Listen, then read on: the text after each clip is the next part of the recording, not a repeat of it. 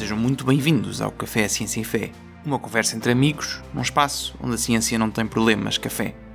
Relembro, se a relação da fé com a ciência é um tema que vos interessa, não se esqueçam de subscrever, por gosto e partilhar. Tudo isto são formas de nos ajudarem a continuar e a divulgar este podcast. Mas passamos já ao episódio de hoje.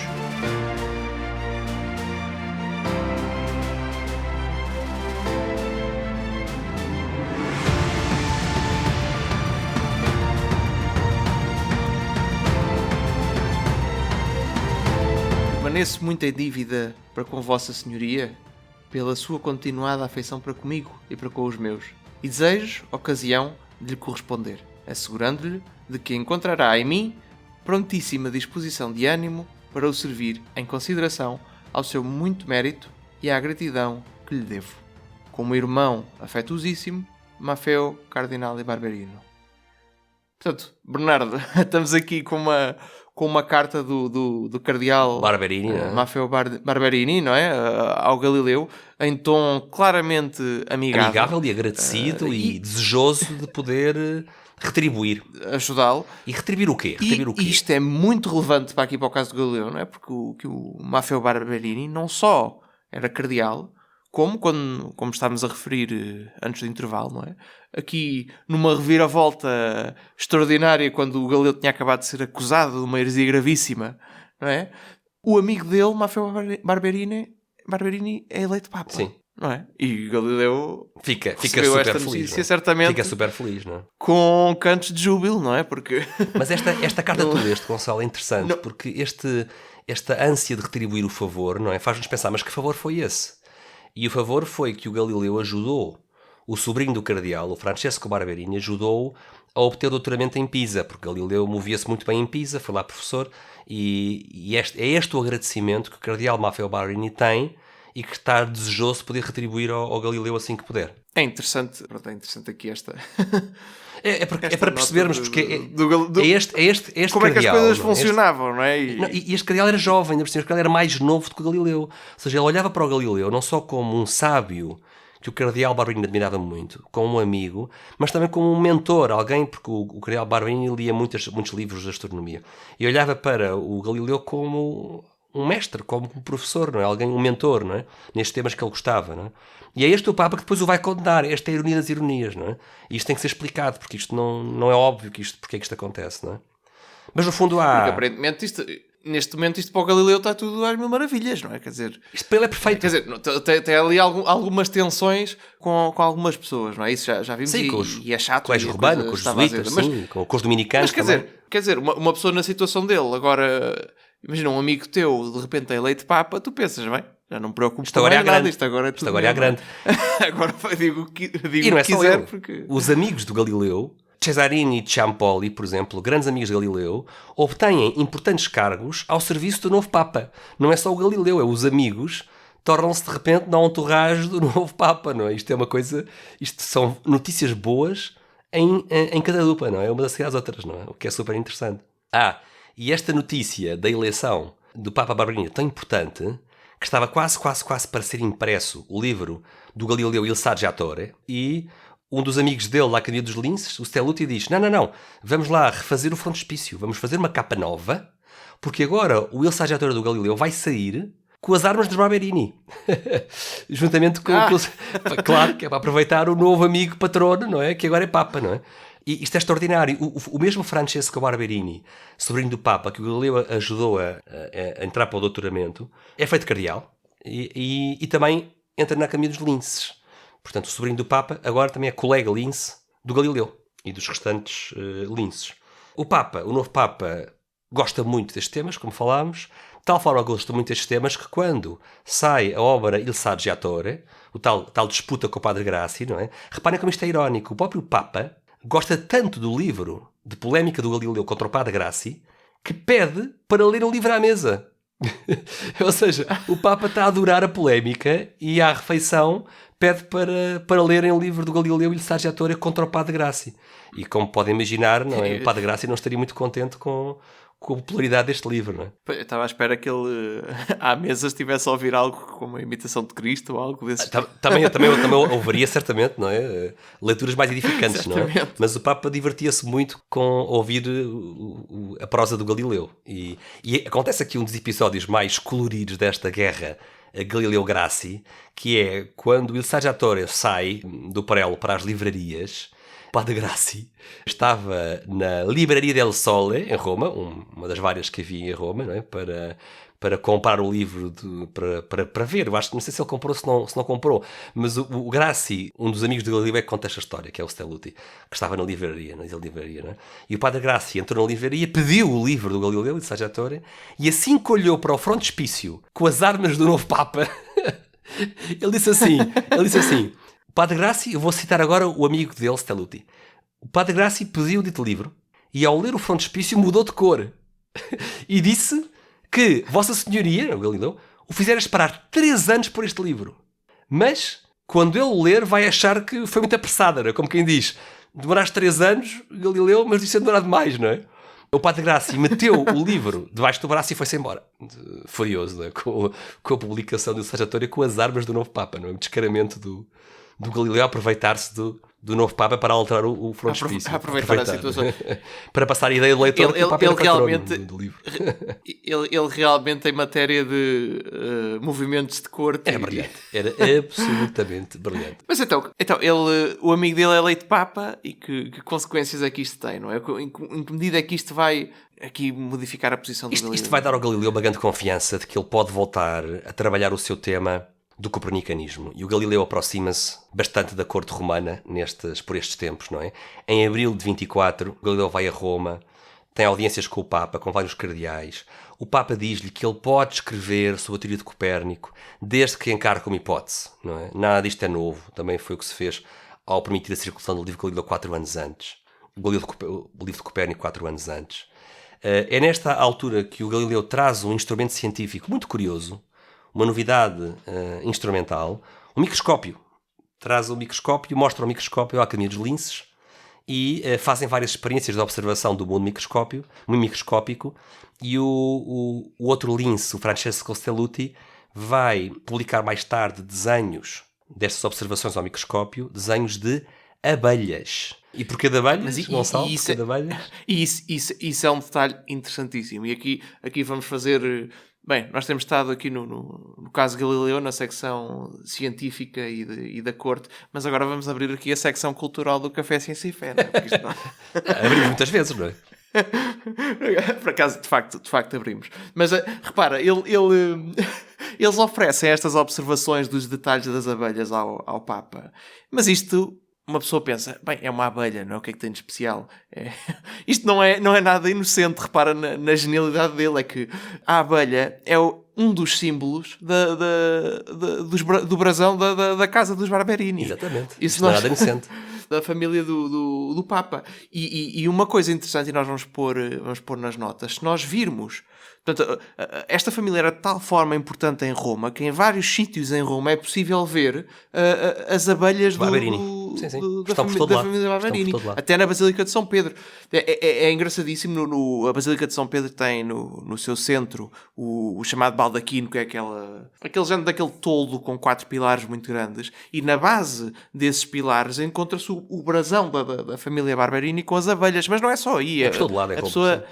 Por todo o lado em Roma a pessoa vê abelhas, e tipicamente quando se vê essas abelhas é este símbolo de Barberini, e eles estão aqui claramente a aproveitar este tema para a sua carreira de cortesão, porque no fundo o Galileu não deixa de fazer isso, não é? Ele precisa de mecenas para financiar a sua vida de sábio, não é? E ele tem que retribuir, e a forma dele retribuir é com novas descobertas científicas. E se ele conseguir aliar as descobertas científicas à glória dos seus patronos, não é? Ao nome dos seus patronos, tanto melhor, não é? Tanto melhor. Sim, repara que foi os satélites dos Médici, sim, não é? A estrela Médici, e agora as abelhas. E agora é a observação da abelha através do este microscópio desempenha aqui um papel muito interessante. Eu não sei até que ponto é que este microscópio não terá sido motivo para uma cunha. Eu estou a falar agora completamente sem certeza do que vou dizer. Mas o que sabemos é que este microscópio foi entregue ao cardeal Hohenzollern. E este cardeal ia transportá-lo para a Baviera, porque o destino final do microscópio era o Duque da Baviera. Ou seja, o Galileu ofereceu ao Duque da Baviera, mas o transportador era o cardeal Hohenzollern, que, ao regressar à Alemanha, iria levar consigo o microscópio. Mas antes desta viagem, há uma conversa muito importante deste cardeal Hohenzollern com o Papa. E não sabemos até que ponto é que esta história do microscópio está ou não relacionada com a conversa, porque claramente a conversa é para tentar meter uma cunha ao Galileu. E então, o que é que eles conversam? Este cardeal Hohenzollern e o Papa conversam sobre o modelo de Copérnico. E o Papa diz ao cardeal alemão que a Santa Igreja, estamos agora a citar, a Santa Igreja não tinha condenado a doutrina de Copérnico por ser herética, mas apenas temerária. Não esquecer que o Maffeo Barberini, cardeal, depois aqui já é Papa Urbano VIII... Temerárica, como quem diz, precipitada. Arriscada, pouco por dentro, não é? Não esquecer que o cardeal Barberini, que quando diz isto é Papa, era um dos cardeais que, anos antes, em 1616, fazia parte da congregação do Índice. Portanto, é curioso isto, hein? Aqui mais uma coincidência. O Papa amigo do Galileu, que agora é Papa, era um dos cardeais que estava na congregação do Índice. Ele acompanhou este processo da proibição do livro de Copérnico, e é esta pessoa que diz que a Igreja não condenou o copernicanismo como heresia, mas apenas como temerária.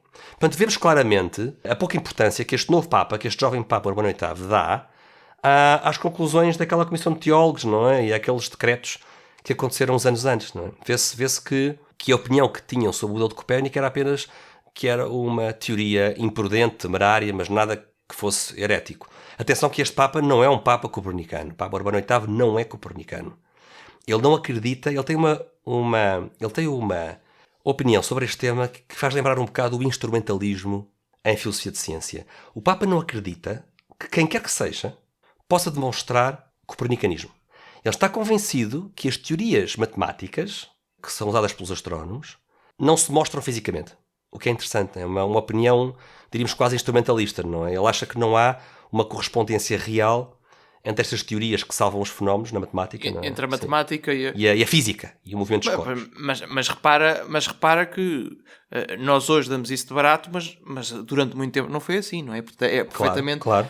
Nós, olhando para isto, achamos isto estranho, mas a verdade é que a ideia de que a matemática é a ferramenta adequada para estudar a realidade é uma ideia completamente revolucionária e nesta altura, hoje em dia é globalmente aceite, mas nesta altura não era. Não é? E portanto era perfeitamente aceitável uma pessoa que tivesse, por exemplo, uma visão mais aristotélica da realidade achar que a matemática não teria correspondência com a descrição da realidade. Não, mas é mesmo isso que aconteceu. Era completamente aceitável nesta altura. Aliás, foi a Companhia de Jesus, foi uma das grandes impulsionadoras da importância da matemática, não é? Desta ideia da importância da matemática. Agora reparem, para um Papa que não tem essa visão da importância da matemática, este Papa acha que a teimosia de querer corresponder o modelo matemático à própria física traz problemas com as escrituras que são desnecessários, muito menos nesta época do protestantismo, não é? Portanto, este é um contexto interessantíssimo para ter em conta. Estamos em... E é interessante como é que ele aqui diz isto e daqui a uns anos vai condenar o Galileu. Sim, é que estamos em 24 e a condenação do Galileu está a 9 anos de distância. Isto vai-se passar tudo muito depressa, não é? Mas ainda estamos na fase boa. O Galileu regressa a Florença, não é? Muito contente com a eleição do seu amigo como Papa, e regressa a Florença com uma carta do próprio Papa para o seu chefe, para o Grão-Duque Fernando II de Médici. Já agora, para quem se lembra que falámos muito no Cosmo II de Médici, o Cosmo II de Médici era o Grão-Duque quando o Galileu descobriu os satélites de Júpiter e dedicou as estrelas medicianas, não é? Ao Cosmo II. Quem é este Fernando II? É o filho mais velho de Cosmo II, que é Grão-Duque da Toscânia, claro, em 1621. Tem o mesmo apelido, não é? Tem o mesmo apelido, segundo. Portanto, segundo. Pronto, tinhas que escagalhar isto tudo. Eu estava a tentar perceber qual era a parte séria do que tinhas dito, mas não havia parte séria absolutamente nenhuma. Não é? O apelido era não havia. Que terrível isto. Mas pronto, o novo Grão-Duque torna-se Grão-Duque no ano 1621, portanto 3 anos antes destes acontecimentos, e o Galileu regressa com uma bela carta que o Papa quer mandar ao novo Grão-Duque, e nesta carta o Papa Urbano VIII elogia o Galileu como um homem de grande ciência e de grande piedade católica. Um bom católico e um bom cientista. E pronto, chegando a este ponto, acho que é a altura ideal de fazermos aqui mais um intervalo, não é? E voltamos já daqui a pouco, não se Até vá já. embora. Isto continua. Vamos ser breves. Até já.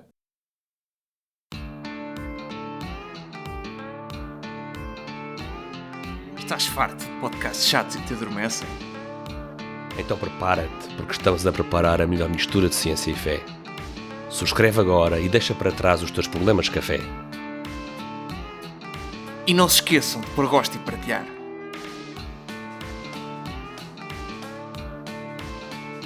Não parecia o George Clooney, pois não?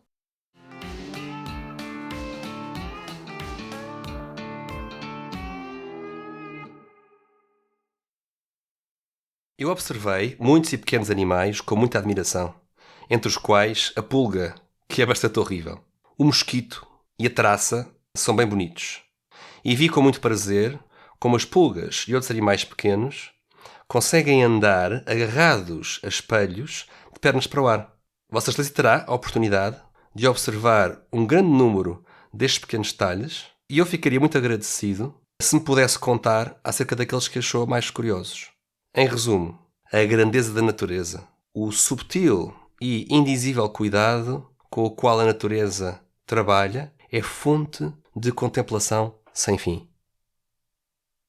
Temos aqui uma carta de Galileu ao príncipe Cesi, seu companheiro e fundador dos linces, uma carta datada de 23 de setembro de 1624, que ele faz acompanhar do microscópio, da sua invenção mais recente, o microscópio. E é engraçado, faz todo sentido, não é? No fundo, uma variação no sistema de lentes que faz o telescópio. Ora bem, não é? permite fazer o contrário. Permite fazer o microscópio. É um bocado diferente, não é? Porque em vez de estarmos a ver no telescópio estamos a assumir que os objetos que estamos a observar estão tão longe que os raios são paralelos. Os raios luminosos que estão a chegar são paralelos. E quando estamos no microscópio já não podemos assumir isso. Portanto, no fundo, temos um ponto de onde saem os raios. E, portanto, para conseguirmos focar... Portanto, a técnica é diferente. Mas no fundo, é uma variação. Portanto, são um sistema de lentes e é natural que o Galileu, tendo feito algumas experiências com o telescópio, também tivesse tido também a curiosidade oposta, não é? De criar uma coisa que permita ampliar melhor e ver melhor as coisas pequenas, não é? E é neste contexto que temos aqui um episódio engraçado, não é? Do Galileu, que envolve precisamente esta questão do microscópio. E é nesta época, Gonçalo, que entramos numa rampa ascendente ou descendente, dependendo da perspectiva, em direção à escrita, da famosa e polémica obra O Diálogo sobre os dois máximos sistemas do mundo, não é? E de onde é que o Galileu vai buscar esta ideia de escrever uma obra científica para mais uma vez tentar defender o modelo de Copérnico? Onde é que ele vai buscar essa convicção? Não, mas esta ideia ascendente ou descendente, acho que podemos antes dizer que estamos prestes a chegar à plenitude, não é? Aqui da situação. Depois é sempre a descer a partir daí. Exato. Mas, então, aqui um dos temas a que o Galileu se foi tentar agarrar para defender o movimento da Terra foi a questão das marés. E a questão das marés é algo muito querido aqui ao nosso país, não é? Porque Portugal tem uma história marítima muito, muito rica, muito, muito pronunciada, não é? E como tal, e isto é senso comum por qualquer pessoa que trabalhe, que viva perto do mar, não é? É que existem e pessoas que trabalham no mar, ainda por cima, dependem desse conhecimento. É que dependem desse conhecimento, é que existem 2 marés altas por dia, não é? Portanto, cada dia há 2 marés altas, 2 marés baixas. As marés são um fenómeno causado pela atração gravitacional. Forças de maré é uma coisa geral. Portanto, isto acontece em vários fenómenos no universo, nomeadamente perto de buracos negros e assim. Portanto, forças de maré basicamente é o que acontece quando existe uma diferença dentro do mesmo corpo entre a atração gravítica num lado do corpo e a atração gravítica no outro lado do corpo. Quando existe aqui uma diferença, isto chama-se forças de maré. E chama-se forças de maré porque essa diferença é responsável pelo fenómeno das marés na Terra. E, portanto, isto é causado principalmente por dois corpos, a Lua e o Sol, mas muito mais pela Lua. E, portanto, basicamente, a parte que está mais perto da Lua sofre mais atração do que o centro da Terra, que sofre mais atração do que a parte que está mais longe. E, portanto, o que isto vai causar é que haja, na parte que está mais próxima, a água vai tender a ir para lá por causa da atração gravítica. Na parte que está mais longe, a água vai ficar um bocado para trás. E no meio, como temos a água a acumular-se nas pontas, a água vai ficar a maré baixa. Não é? E, portanto, todos os dias, por causa deste fenómeno, nós temos duas marés altas e duas marés baixas. E com um fenómeno curioso, não é? Que é de dia para dia, as horas avançam 50 minutos para a frente, no fundo. Pronto. Mas isto é conhecido. Pronto, isto é conhecido, este ritmo, não é? Este ritmo das marés. Ora, o Galileu vai tentar usar isto das marés para mostrar que a Terra se move. Portanto, ele vai tentar explicar as marés a partir do movimento da Terra. E o que é que o Galileu vai dizer?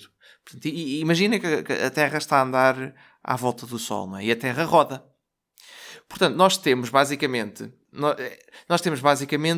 dois pontos muito importantes. Temos, se a Terra está a rodar em torno de si própria, ao mesmo tempo está a deslocar-se em órbita à volta do Sol, nós temos uma parte da Terra em que a superfície vai estar na mesma direção, a andar na mesma direção que a órbita, por causa da rotação, e no canto oposto está na direção contrária. O que acontece? O que acontece é que a velocidade da superfície no lado que está a andar na mesma direção é igual à velocidade por causa da rotação mais a velocidade por causa da translação, e no outro lado é a velocidade por causa da translação menos a velocidade por causa da rotação. Isto é muito complicado, mas quer dizer, não é assim tão complicado, mas em formato de podcast não é a coisa mais simples de visualizar.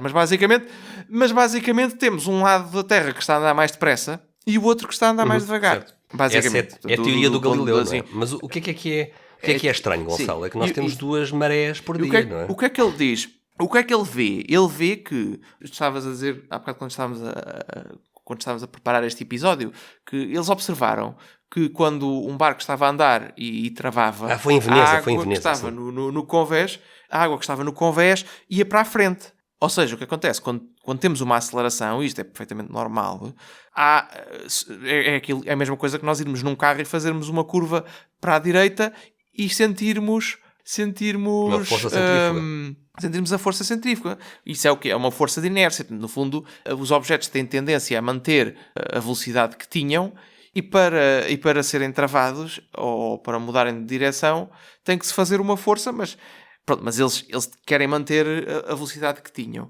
E aqui é a mesma coisa. Portanto, no fundo, qual é a ideia do Galileu? É que, como eu tenho um ponto da Terra em que a velocidade é mais pequena e tenho outro em que a velocidade é maior, aqui pelo meio eu tenho que estar a aumentar a velocidade. E no outro lado tenho que estar a diminuir. E, portanto, qual é a ideia? A ideia é que no ponto em que eu tenho a aceleração máxima num sentido, eu tenho a maré cheia. E no ponto em que eu tenho a aceleração máxima no outro sentido, que é no outro lado da Terra, eu tenho a maré vazia. E lá pelo meio tenho os casos intermédios. Portanto, isto é a ideia do Galileu e é o argumento do Galileu para explicar as marés. Por causa do movimento da Terra em torno do Sol e desta mudança na velocidade da água entre uma velocidade mais alta e a velocidade mais baixa, por causa disso, cria-se esta maré. É o argumento dele. Qual é o problema? O problema é que o efeito mais importante para as marés é a atração da Lua. E quando nós não sabemos isso e olhamos exclusivamente para este argumento do Galileu, isto iria prever apenas uma maré cheia e uma maré vazia, certo, e não as duas que nós vemos por dia. O que é algo que qualquer pescador sabe que é falso. qualquer pescador sabe que é falso, não é? Portanto, foi um argumento que o Galileu colocou e que, obviamente, que os críticos dele olharam para isto e viram, mas isto está obviamente errado. Coxo, não é? Este argumento está coxo, não é? E, portanto, não funcionou muito bem aqui para o Galileu esta tentativa de defesa. Então nós vamos aqui nesta reta final deste episódio, Gonçalo. Vamos deixar os nossos ouvintes em suspense, como temos que deixar sempre, não é? Boa prática. Vamos ver o que é que acontece até à conclusão da obra. Porque depois, o que vem a seguir, no próximo episódio, é a telenovela, o drama, a emoção do processo de publicação, que é verdadeiramente desastroso. É dos livros de ciência, talvez, que tiveram um processo de publicação mais complexo e mais catastrófico e, como vamos ver, com consequências terríveis para o Galileu. Mas ele ainda está aqui a germinar a ideia das marés. Estamos em setembro do ano 24, o ano em que o seu Miguel é de Papa, e é precisamente neste ano, reparem como isto faz sentido, o contexto está bom, o seu amigo é Papa, o seu amigo encoraja-o, diz que ele é um bom sábio e um bom católico, é o momento certo para voltar ao trabalho. E ele começa a rever as suas notas sobre as marés, as suas ideias, e ele vai usar essas ideias de base para o seu futuro diálogo. E vai demorar bastante tempo, esta obra vai demorar quase 8 anos a escrever. E ele escreve ao seu amigo Federico Cesi, o príncipe Cesi, o fundador da Academia dos Linces. Diz ele: neste momento regressei ao fluxo e refluxo, era o que ele chamava as marés, e cheguei a esta posição. Estando a Terra imóvel, é impossível que sucedam os fluxos e refluxos. Movendo-se a Terra, é necessário que eles sucedam. Está mesmo convencido que o movimento da Terra é a explicação das marés. Se a Terra não se mover, as marés não existiriam. A outro amigo, ao Marcili, ele escreve em dezembro deste ano: entretanto, vou levando adiante o meu diálogo do fluxo e do refluxo, do qual se retira como consequência o sistema copernicano. E graças a Deus sinto-me de tal forma com saúde que posso aplicar qualquer hora do dia a este serviço. Está bastante... Portanto, é interessante ele aqui super motivado. Muito cheio de confiança. Super motivado. Exato. É neste ano, entre este ano e no próximo ano, que um anónimo, um dos seus vários inimigos, deposita na Inquisição uma denúncia, uma queixa, acerca do seu livro Il Saggiatore, o mesmo livro que o Papa lia com gosto à refeição. Há alguém que faz uma denúncia deste livro à Inquisição, dizendo que o Galileu tem ideias atomistas que não são compatíveis com a doutrina católica da transubstanciação. A Inquisição investiga, como investiga qualquer denúncia, mas após a investigação este caso é arquivado. Hoje em dia... Mas mesmo esta investigação é um bocado estranho em relação àquilo que nós sabemos da Inquisição, não é? Porque, sendo uma denúncia anónima, em princípio... Sim, isto não teria valor jurídico nenhum, mas no fundo, quando se investiga, olha-se para o conteúdo do documento. E nós sabemos que este documento existe porque, mais uma vez, ele está na pasta. Ou seja, o Galileu tem uma pasta na Inquisição e estas coisas todas vão parar esta pasta, não é? Mas, como tu disseste bem, Gonçalo, uma denúncia anónima não tinha valor jurídico. Não se podia fazer nada, não se podia ir atrás de ninguém e muito menos constituir arguido com base em denúncias anónimas. O Galileu continua a trabalhar, vamos passar para o próximo ano, 1825. O Galileu, numa carta a um amigo dele, ao Diodati, diz que quer ampliar esta obra para lá do tema das marés. Ele quer tornar esta obra numa ilustração dos dois sistemas, do Ptolomaico e do Copernicano. Gonçalo, não há aqui um terceiro sistema em falta? Isto... Não, um terceiro e um quarto, sim, não é? Onde é que está o sistema do Tycho Brahe? Onde é que está o sistema do Tycho Brahe? Não é? Mais uma... Onde é que está o Tycho Brahe? Onde é que está o Kepler? Sim, o Kepler. Sim, o Kepler. Por essa altura já temos um Kepler, certo? Portanto, reparem como o Galileu, ao montar o seu caso para o modelo de Copérnico, colocam em oposição com um sistema que já ninguém defende, que é o de Ptolomeu, não é? Que já ninguém defende o Ptolomeu, desde as fases de Vênus que os sábios abandonaram o modelo de Ptolomeu, não é? Mas o Galileu vai montar um diálogo entre o modelo de Copérnico e se quisermos, um cadáver, não é? Aquele sistema de Ptolomeu, não é? Já se está a ver que o debate não vai ser assim muito imparcial. Exato. Do ponto de vista pessoal, o Castelli, que era o aluno preferido de Galileu, é nomeado pelo Papa Urbano VIII como professor de matemática em Roma. Reparem como isto tudo é uma sucessão de alegrias para o Galileu. O seu aluno preferido agora é professor em Roma, professor de matemáticas.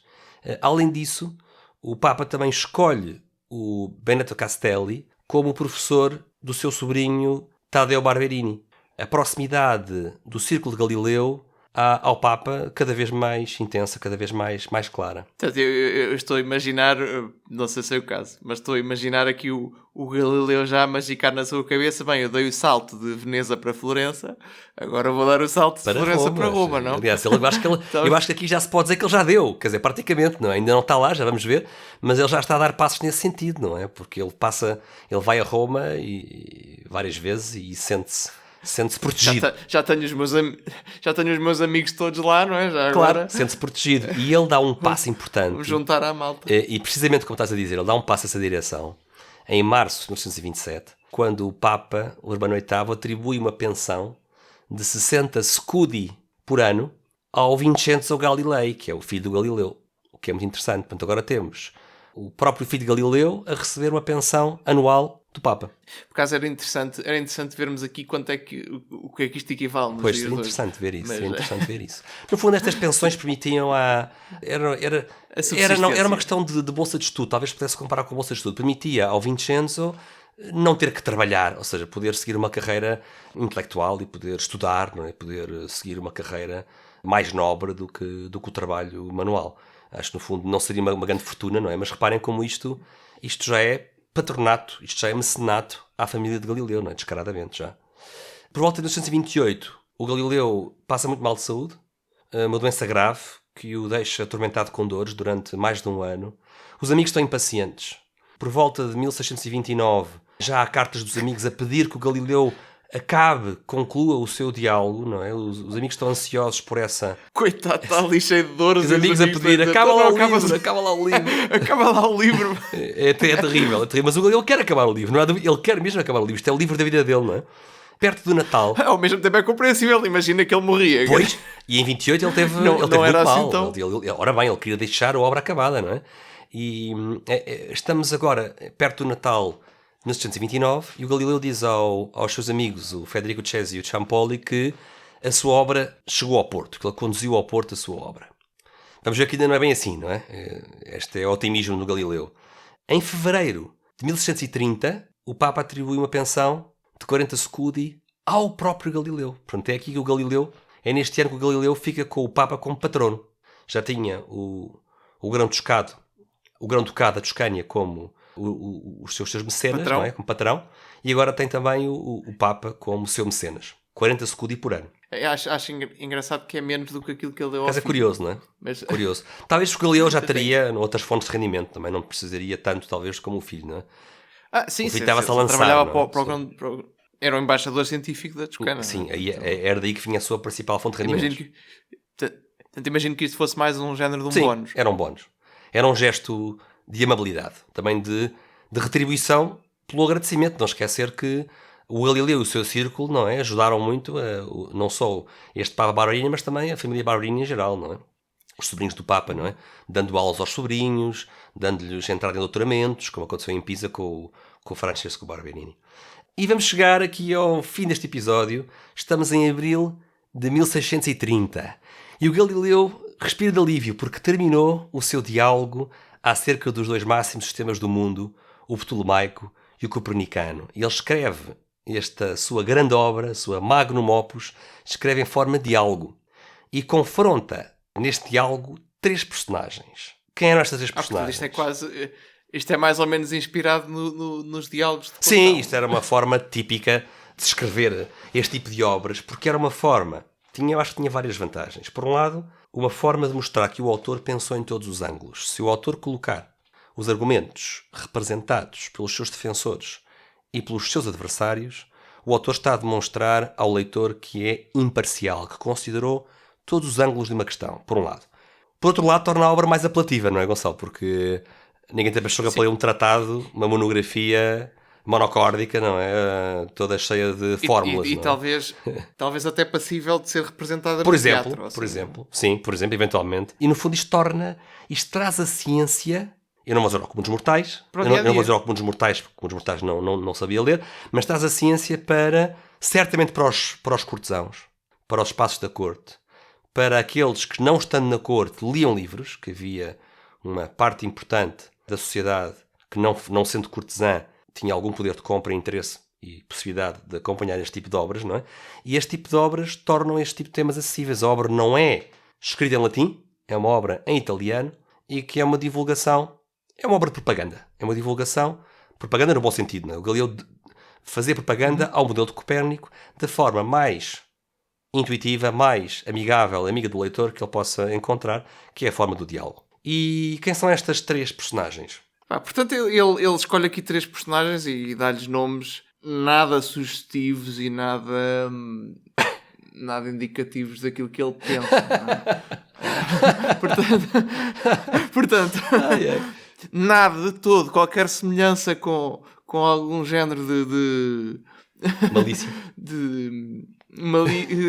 Qualquer suspeita de malícia É coincidência. é pura malícia da vossa parte e não da parte do Galileu.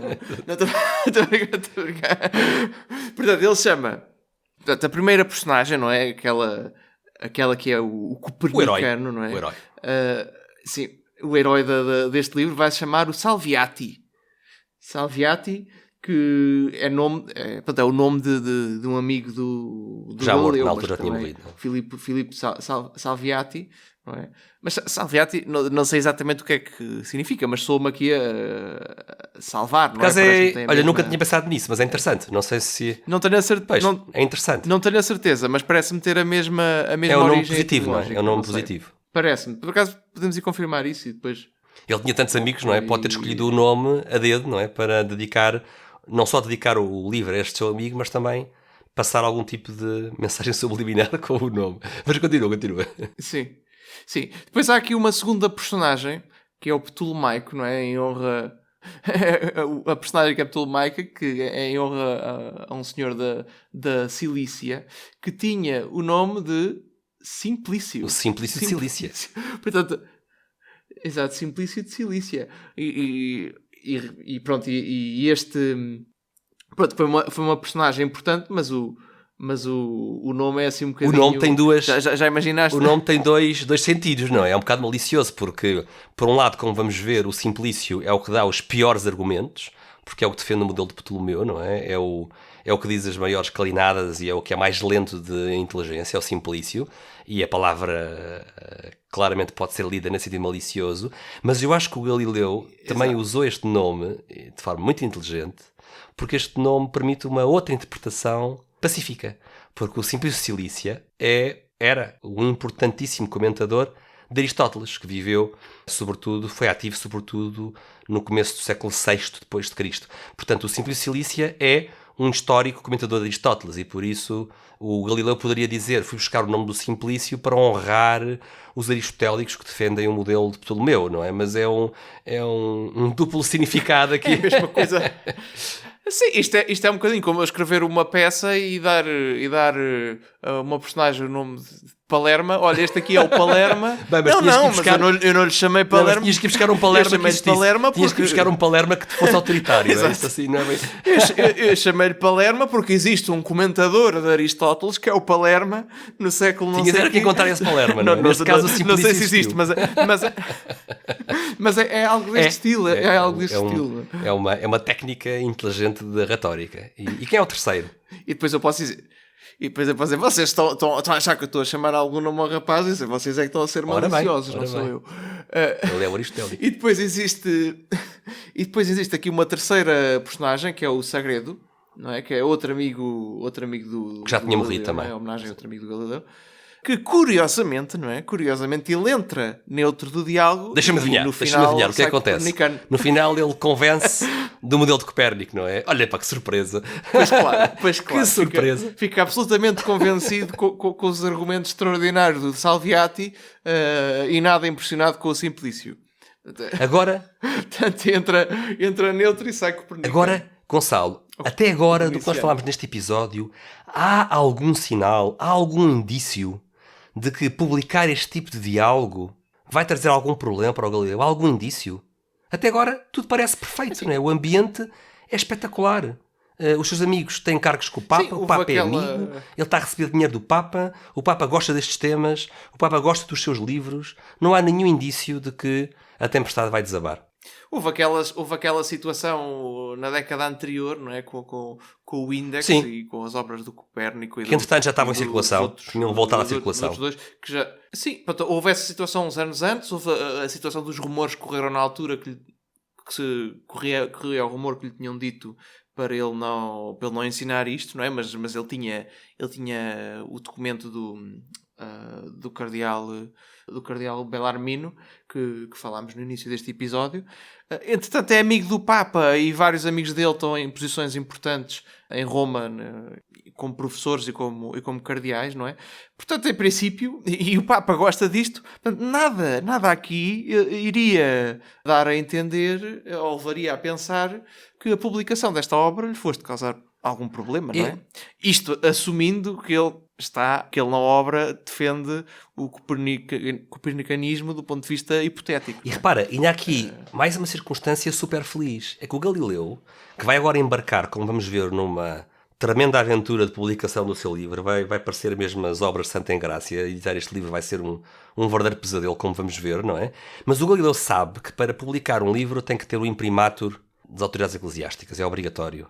E a felicidade disto é que o padre que era responsável por conceder imprimaturs em Roma, o padre Riccardi, tinha uma parente, uma tal de Caterina Riccardi, que era casada com o recente embaixador da Toscânia.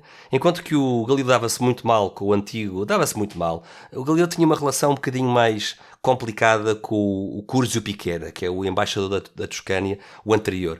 E ele agora tem lá este Francesco Nicolini, que é o novo embaixador da Toscânia em Roma, que está em Roma, que se movimenta muito bem e que é casado com uma Caterina Riccardi, que é parente do homem que vai dar os imprimaturs em Roma. Portanto, repara como tudo isto é um contexto imperdível. O Galileu não pode perder esta oportunidade para imprimir o seu livro. E tanto não pode que não perde. Não é? Exatamente. Não perde a oportunidade, como vamos ver, perde muito mais coisas, não é? Mas não perde a oportunidade. E vamos ver no próximo episódio o que é que vai ser estas peripécias em torno da publicação do diálogo em torno de 2 máximos sistemas do mundo. Sim, eu acho que já fomos dando umas dicas, não é? Portanto, os nossos ouvintes já sabem que isto vai dar asneira. Mas à partida, mas não sabem está ainda, tudo a correr bem às mil maravilhas. Ainda não sabem que tipo de asneiras, não é? Ainda não sabem como algumas são hilariantes, não é? Hilariantes para nós que estamos aqui, exato, não é? Nós estamos aqui a rir, mas que para quem viveu isto, não é? Isto foi absolutamente dramático. Mas foi bastante dramático. Mas pronto, por hoje é tudo, não é? Ficamos por aqui. Não percam a continuação desta saga, desta telenovela italiana. É mesmo, é uma saga italiana, exatamente. Vamos ver o que é que a publicação deste diálogo dos 2 máximos sistemas do mundo aplicou para o Galileu, além da clara amnésia dos outros 2 modelos que eram melhores. Sim, o modelo Tycho Brahe não é tido nem achado, não é, em todo este processo, não é? Nem o modelo de Kepler, não é? Não interessa, não é uma coisa pouco importante. É para lá, é no norte da Europa. Então, obrigado, Bernardo. Obrigado, Gonçalo. Mais uma maratona. E voltamos em breve com mais um episódio do Café Sem Fé. Obrigado. E se houver alguma coisa que não esteja claro em todas estas partes, como sempre, não hesitem. Tem o nosso Gmail disponível no canal do YouTube. Os comentários no YouTube também são sempre bem-vindos, nas redes sociais. Não hesitem e encaminhem-nos as vossas questões, e se quiserem que expliquemos algum detalhe que não ficou claro, temos todo o gosto em fazer isso. E boa noite a todos. E pronto, e obrigado, e até uma próxima. Boa noite, eu não sei. Sim, depende das horas é que estão a ouvir isto, não, obviamente não. Bom dia, boa noite e boa tarde, como se costuma dizer, porque assim funciona em todas as horas. Até à próxima, Gonçalo. Exato. Até à próxima.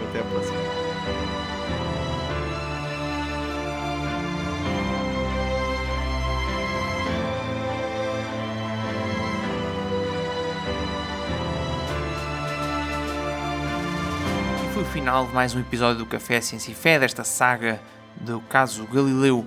Esperemos que tenham gostado, que tenha sido um tema interessante. Vimos que o grande amigo de Galileu foi eleito Papa e as coisas parecem não poder melhorar mais. O que é que acontecerá daqui para a frente? Bom, já nos estamos a encaminhar para o final desta saga, para o ápice deste caso tão mediático. E se não querem perder as reviravoltas que isto ainda vai dar, porque o Galileu vai passar de grande amigo do Papa condenado pelo Papa, que é algo estranhíssimo, não é? Se não querem perder o que vai acontecer, não se esqueçam de subscrever ao nosso canal. Se a relação da ciência com a fé é um tema que vos interessa, então não se esqueçam também de pôr gosto e partilhar, porque isto são tudo formas de nos ajudarem a continuar e a divulgar este podcast. O Café Ciência e Fé volta em breve com novos temas, sempre a mostrar a harmonia entre a fé e a razão. Até lá, fiquem bem.